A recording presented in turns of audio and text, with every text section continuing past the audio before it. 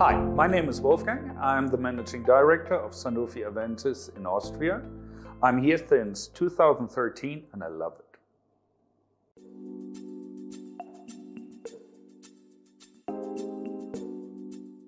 There are two things top of mind. First is expertise. We have expertise in these projects, bringing smaller companies to an upscale running system. Second is we can fund it because our cash flow is reasonable and we are interested in digitalization of the pharma business.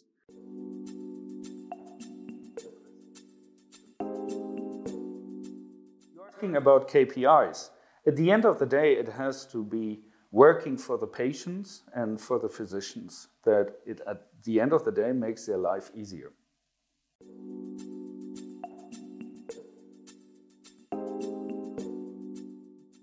So pharma business is one of the most restricted ones in the whole world. So interactions with physicians or even with patients are very restricted and in very limited laws. Even you have a great idea, it will kill when you're not inside these legal fences.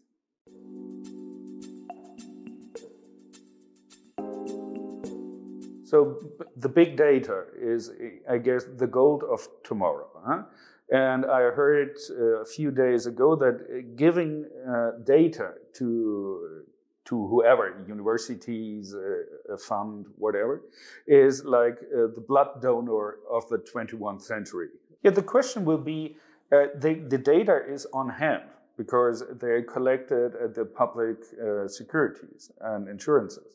The question is how to access this data ethically and morally clean, so that we do not use the data for generating benefits for just a part of people, but for the whole society.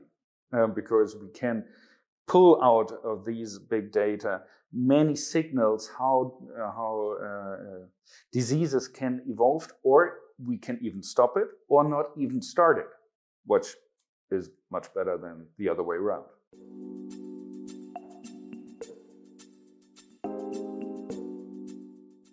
So first, what's about reimbursement? Looking over the border, in Germany, there is already a reimbursement on apps, on healthcare apps.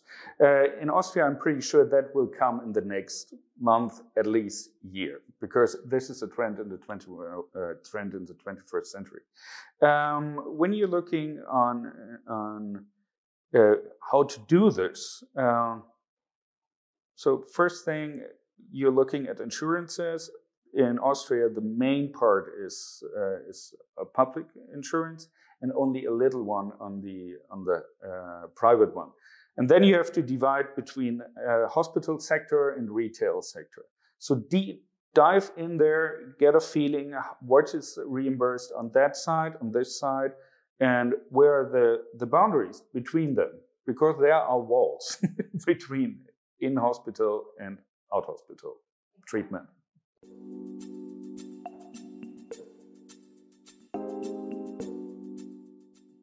Actually, we picked two of the startups out of the Innovation Hub and worked with them together. We started with them in Austria.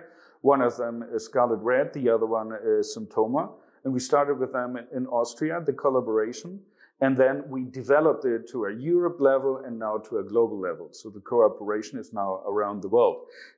What's interesting there is that they offered services that fit exactly to our portfolio. So this was the match starting in Austria.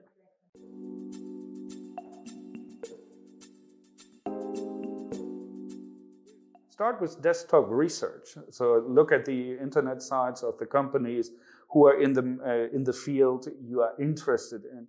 Look where the headquarters of the company is you like to liaise with. When you have global companies, most of the time they are only affiliates in the different countries. So it's even harder to access the global headquarters. My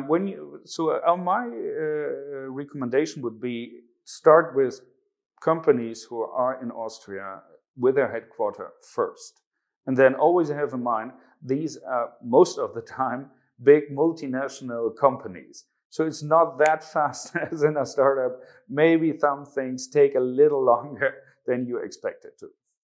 And go to the physicians' societies and talk with them, because at the end of the day, they are the decision maker between patients and the therapy.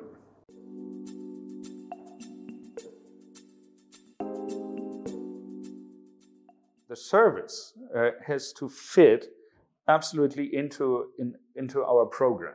So we are not looking for something that maybe can be interesting in 5 years. We're looking, this is our portfolio, what fits now exactly to it. And not that much in an early stage where the knowledge transfer will be from us to them.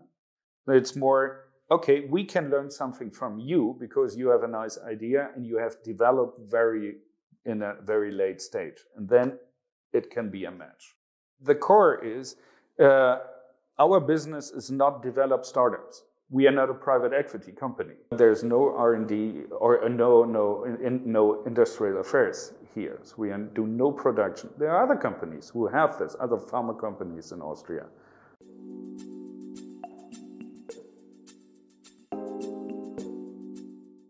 A startup that's already running proof of concept, and maybe we are not their first customer. When you have no understanding on the restrictions that pharma industry is bounded into. And the second one is when you're coming too early just with an idea, because that's not our business.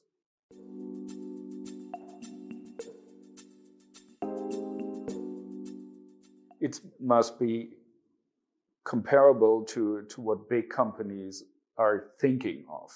Like we are thinking in P&L, sold packs, healthy people, stuff like this. We are not thinking in bits and pieces and how to develop things. So that's the difference. So I would suggest for all the startups, try to see the relation the other way around. So set yourself on the seat of your customer and think what he will wants to have, what are his requirements, and then come with something that fits to it.